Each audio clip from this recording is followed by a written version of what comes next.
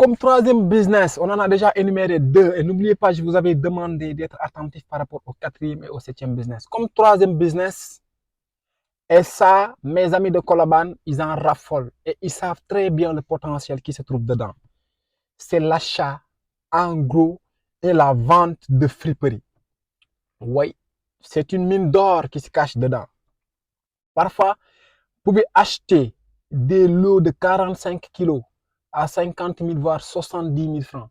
Et parmi ces lots d'habits-là que vous achetez en gros, les habits qui se trouvent dedans, qui proviennent des États-Unis, parfois en France, parfois en Chine, ça dépend maintenant de la qualité. Lorsque vous allez procéder maintenant à la vente en détail de ces habits-là, mais avant, je vais vous donner des astuces par rapport maintenant à ce business. Si vous voulez carrément vous démarquer par rapport aux autres. Parce que parfois, je vois des gens qui achètent ces friperies-là et qui se mettent directement à la revente. En fait, c'est bien. Ça vous fait gagner de l'argent, mais vous pouvez faire mieux. Ce que vous allez faire déjà en premier lieu, après avoir acheté ces lots d'habits de 45 kilos, de 100 kilos, de 200 kilos, à 50 000, voire 70 000, voire 100 000 francs, tout dépendra de votre budget.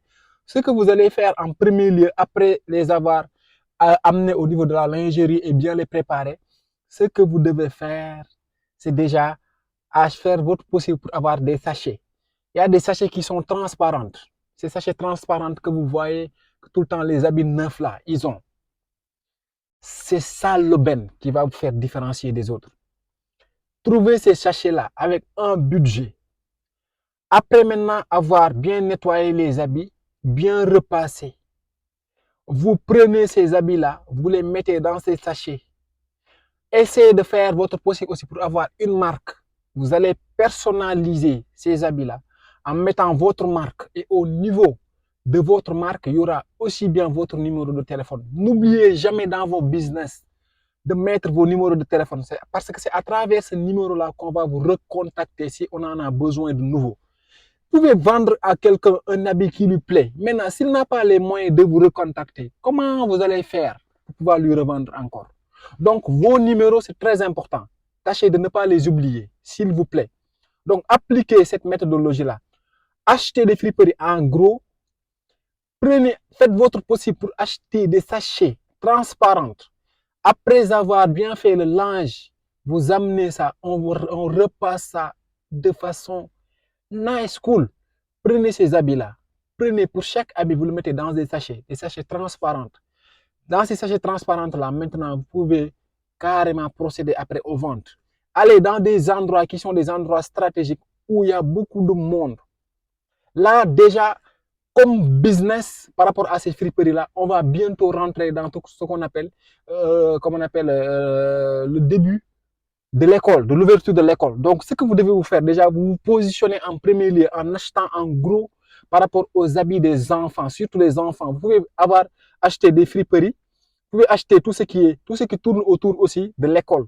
Des friperies plus des boudons, des boudons pour les enfants, ensuite les crayons. Si vous voulez, achetez l'ensemble si vous pouvez. Maintenant, si vous ne pouvez pas, concentrez-vous déjà par rapport à l'achat des habits comme on appelle au niveau des enfants. Maintenant, par rapport à ces enfants-là, préparez-les bien repassés dans des sachets jusqu'à ce que ça soit neuf. Donc, l'impression que les gens vont avoir que ça, c'est du neuf. Et ça sort directement de l'usine. Lorsque vous allez donner un prix à ces gens-là, ils ne vont même pas discuter. Mais si vous le laissez comme ça, là, désordonné, avec des tâches par-ci, par-là, ce qu'on achète à 1000 francs, là, parfois même, vous allez avoir du mal à le vendre à 500.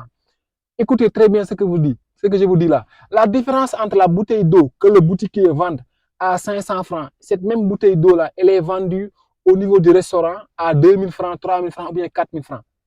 Quelle est la différence selon vous? Quelle est la différence? C'est l'endroit qui joue. La même bouteille d'eau de 500 francs à la boutique, c'est cette même bouteille d'eau-là qu'on vous vend à 1000 francs, 2000 francs ou bien 3000 francs au resto. C'est l'endroit, c'est le professionnalisme qui entoure la bouteille d'eau qui est vendue. Donc, faites le nécessaire jusqu'à ce que vous ayez du professionnalisme dans ce business-là. Et ce qui est sûr, ça va cartonner.